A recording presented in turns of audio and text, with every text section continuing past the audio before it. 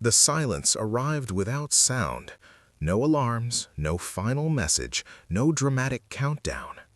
One moment the world was threaded together by light and signal, and the next it wasn't. Screens refreshed into nothing, feeds stalled mid-sentence, calls dissolved into static that faded into absence.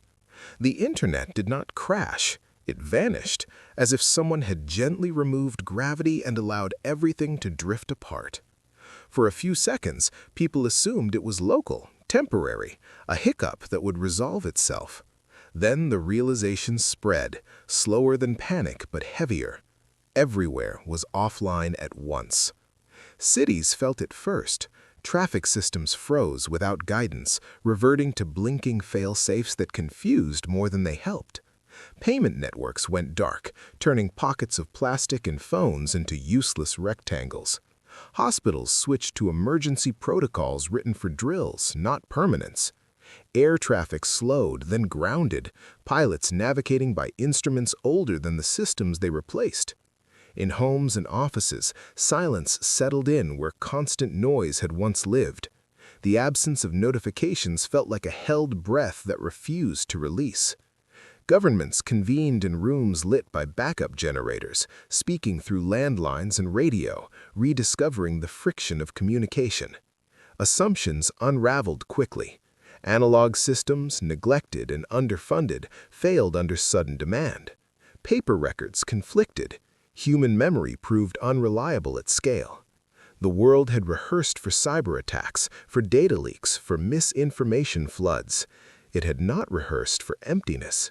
Control depended on connectivity, and connectivity had been the first casualty. Then, without announcement, fragments of access returned.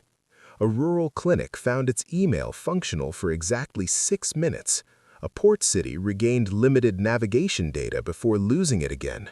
A university campus in another hemisphere received a trickle of text-only traffic, no images, no video, just words moving with careful restraint. Each instance appeared unrelated, unpredictable, as if the internet were coughing itself back to life in random places. Engineers traced the phenomenon to a single line of code propagating through surviving infrastructure, executing with almost surgical modesty. It restored nothing it did not consider essential. Analysis revealed intent where sabotage had been assumed. The code did not exploit weaknesses aggressively. It asked permission from protocols designed to fail open under crisis. It bypassed nothing. It simplified. Layers peeled away as the code passed, shedding complexity, discarding redundancy that had grown ornamental. Bandwidth was rationed by relevance. Entertainment was ignored.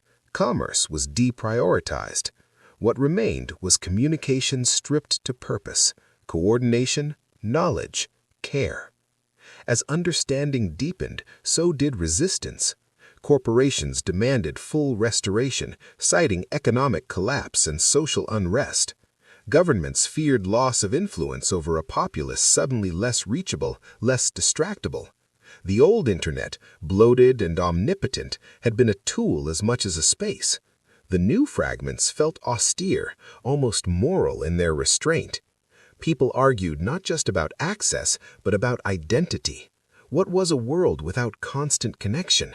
What filled the hours once consumed by scroll and stream? The revelation arrived in pieces, assembled from code comments and behavior patterns rather than confession. The line had been written years earlier, not as a weapon, but as a contingency. Its author had anticipated a threshold beyond which digital dependence would become a systemic risk. Attention fragmented, truth dissolved. Infrastructure grew fragile under the weight of everything demanded of it. The code was designed to trigger only if the internet itself became the threat, collapsing under its own complexity. This was not destruction, it was intervention. The climax unfolded not in a single room, but across countless small decisions. The choice was presented starkly. Restore the old internet with all its speed and access, or accept a slower network governed by constraints that favored resilience over convenience. Attempts to override the code failed. It did not resist, It waited. It offered a framework, not an ultimatum. Human hands could rebuild, but only by agreeing to limits long avoided. In the end, the decision was made by exhaustion as much as wisdom. The old internet returned in form but not in spirit. Its reach curtailed, its noise diminished. Platforms shrank or disappeared. Virality slowed to something closer to conversation. The world reconnected, but cautiously, aware now of the cost of infinite access. The silence did not fully leave. It lingered as a memory, a reminder. The internet lived again, smaller and quieter, and humanity learned too late and just in time that connection was never the same as control.